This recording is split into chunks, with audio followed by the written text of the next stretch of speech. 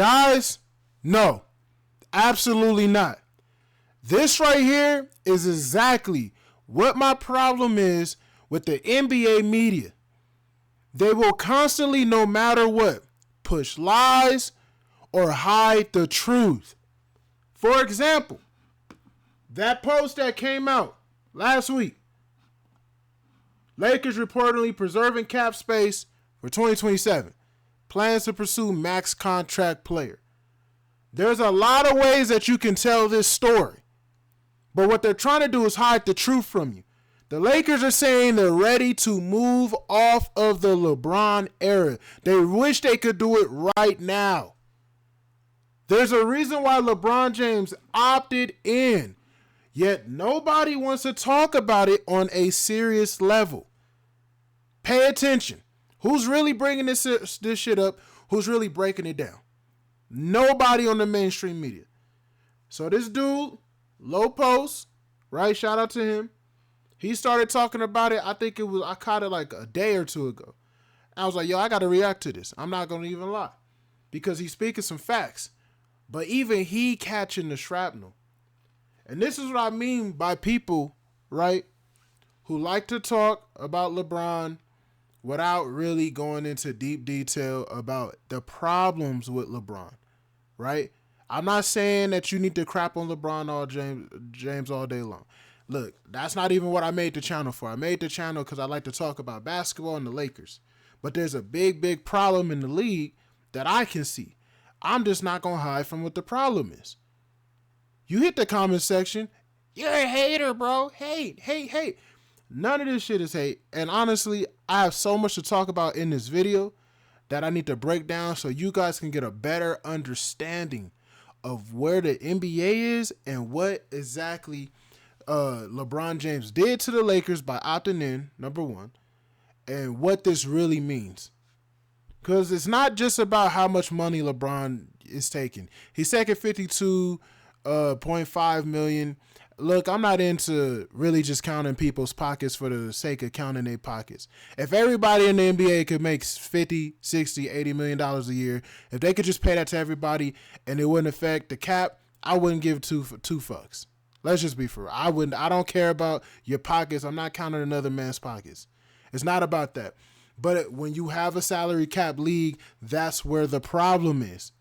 So we're going to do some breakdowns right now. I want y'all to like, comment, subscribe. We're going to do some breakdowns. I'm explaining to you guys the severity of the situation that the Lakers are in, as they deserve to be in, because they're the ones who gave LeBron this deal to begin with. Like, comment, subscribe. Let's get into it. Understand why I said that earlier. And then here it is. I don't think people realize how much LeBron opting in limits the Lakers. Now, people took this as an offense to what I was saying. People not realizing when LeBron opted in, that genuinely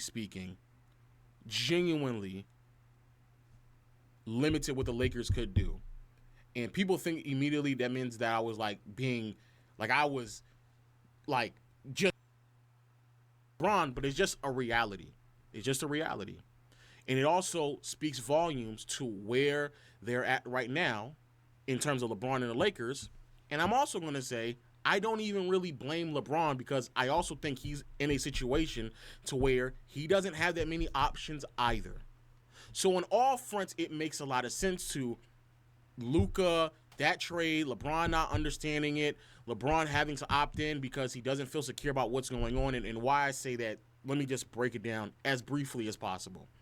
Again, normally what LeBron does, and he's been on my team longer than any other team he's played for, or any other stretch he's played for, any other point in his career. I don't know if y'all noticed. LeBron has been a Laker at this point just as long as he has been on the Cavaliers through that first stretch. Crazy. And that's my problem with it. On a side note, because he's been a Laker for a long ass time, yet everybody is willing to forgive him for not only not winning a real serious championship, but not even getting close, while also having another top 5 player with him. That is the epitome of failure when it comes to not only LeBron, but for the Laker organization. And I get it. A lot of people who come into this comment section and a lot of people who are just NBA fans aren't necessarily Laker fans or didn't grow up watching the Lakers. Look, I grew up watching the Lakers. I don't really prefer to call myself a fanatic because it ain't really like that. I just really know basketball and I understand now the politics of the NBA. So I can understand for a lot of reasons why these contracts get signed, why certain deals are made that shouldn't be made, and why you sit here and you hide the failures, right, of LeBron. But when it's so big, he's the only player, like his failures have never been shown or seen in the light of day because they masqueraded so much. And when you do it to this level, it comes off to me as insulting because you just expect the average person or the average viewer of the NBA to just be okay with this shit. And I'm just not. I'm sorry. Like, when I see it, I'm like, I'm not okay with how y'all hide this. I'm not okay with the fact that you guys constantly want to tell us LeBron's the greatest basketball player we've ever seen when we know that's just not true. He's not the first NBA player I got to see, so I can't feel you, bruh. The younger generation, most of them are going to say it, and they grew up off of that, the motto of you're a hater. When you criticize somebody, you're a hater. So that's what they on. I'm not on that. You get me? I've never been on that. I saw people criticize Kobe. I wasn't sitting here backing him up to the day he died. Literally. Like, I wasn't backing up Jordan. I wasn't backing up anybody else. Okay, fair criticism. Let's move on. You can't do that with LeBron. You just can't. He's the only one. You can't do that with LeBron. It is considered a cardinal sin. And you should be reprimanded the moment you decide to tell everybody, yo, LeBron got flaws too. Oh, how dare you? And that's how it's constantly perceived. Now, I don't want to make this video too long, but I do want to get down to the nitty gritty. Basically, what he's going to explain to you guys is why the Lakers are in an effed up situation. The midst of doing so, he's done a lot of contract negotiations. So he's managed these type of off seasons more times with the Lakers than anyone else. And what LeBron normally does is a 2-1, meaning he'll sign a 2-year deal, and that last year will be a player option. This allows him to keep the flexibility in his nature, but also secures that more than likely he's going to play for, at bare minimum, another year. He might do a 3-1 or whatever, but he normally puts himself in a situation to sign an extension that also gives him the flexibility at the end of that extension. Now, the reason why I used to hate it and still hate it is because it allows him to hold a team captive until they decide to, bend to his whims. And as you can see, especially for 90% of NBA players, they don't know basketball on a GM level. They just, me and this guy, that sounds like we could win a championship. We just saw it with Giannis. He begged and he basically forced the Bucks to trade for Damian Lillard, who didn't even want to be there. Now, I don't want to crap on Dame, but he has a big part to play in this too. Because they just stretched him a couple of days ago. They got rid of his contract. Damian Lillard, growing up, he's my favorite point guard. I love watching Dame, so it's not really to drop hate because anytime you criticize somebody, they consider it hate. But he wasn't Steph Curry, bro. He never was. There was a time and period when Dame was young with Portland where you could go, could Dame be like right under Steph? But quickly, like after like a couple of playoff appearances, you just saw it. Like, no, Damian Lillard and Steph Curry are on two different spectrums of what it means to be great in the NBA. That doesn't mean Dame's not great, but when you enter that top tier upper echelon, we're talking tier 1, which is what Steph showed to be time and time again in his career. It's not even insulting because most people shouldn't expect their players to get up there. It's like this T-Mac Kobe debate that's going on right now. T-Mac wasn't fucking with Kobe, yo. I'm sorry. Kobe's mentality, because when we talk about raw talent, T-Mac has the body and the mechanism it is to be better than Kobe.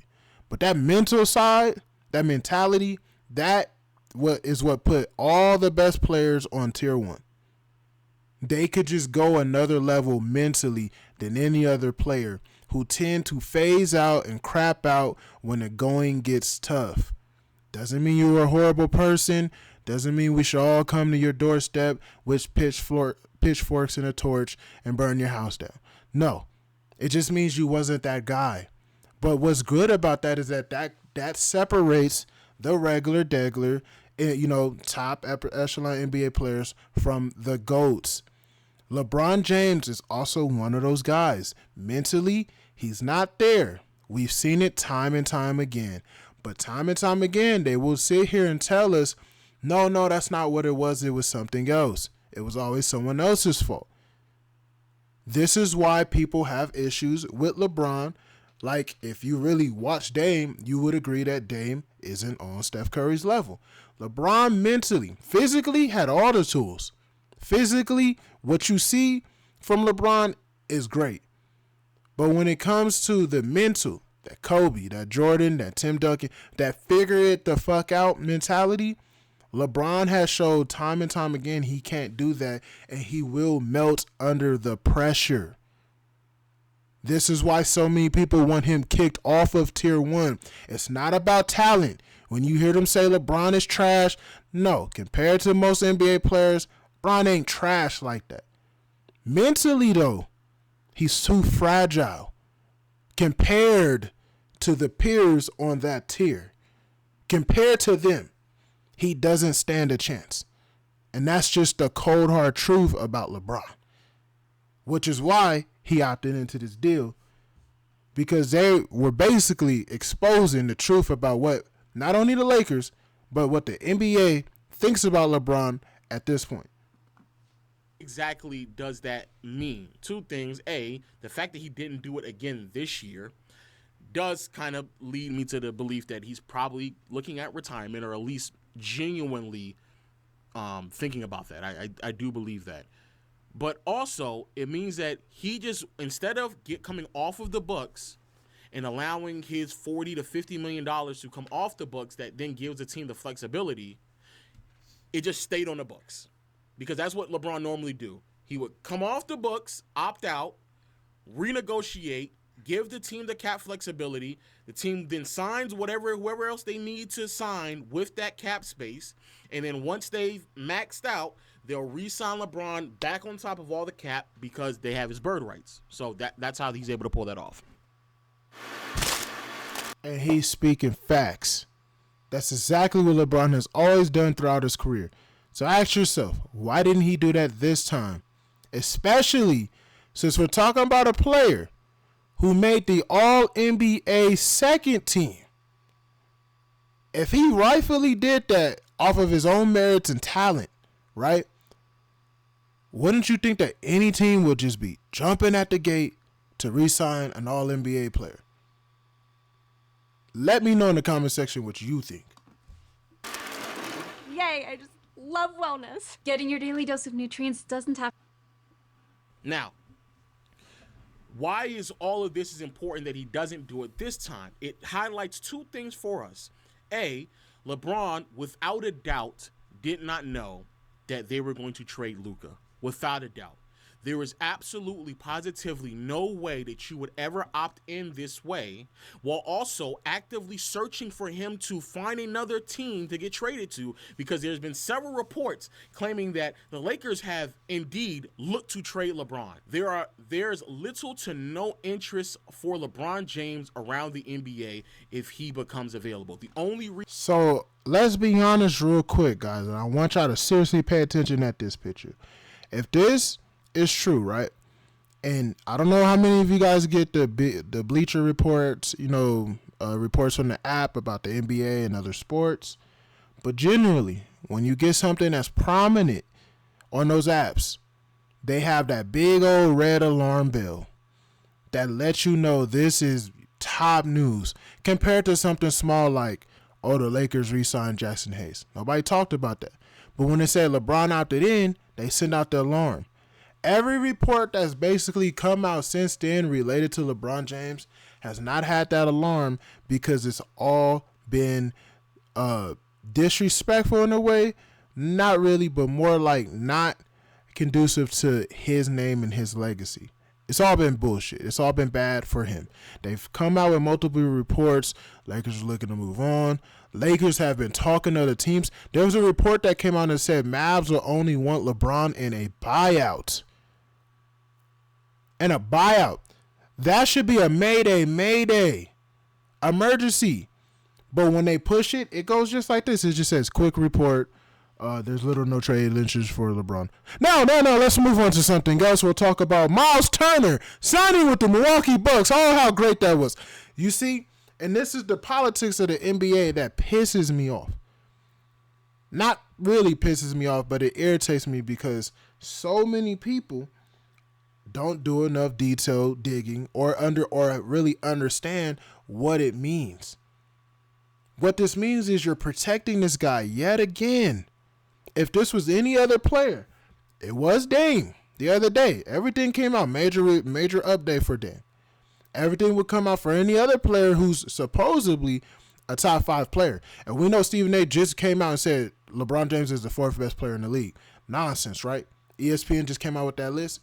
So if it was for any other top 5 player, it would come out as a major mayday, an emergency. We have to know. It's top news of the day.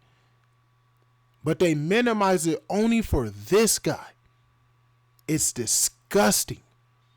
Anyway, there's little to no trade interest for LeBron James around the entire league if he becomes available. That means he's washed. He's done. And you can blame it on age if you want, but the seriousness about it is that for the last 5+ years, no team has seriously wanted LeBron. The Warriors entertained it for about 5 seconds. I remember hearing that, but they were desperate and want to get Curry something.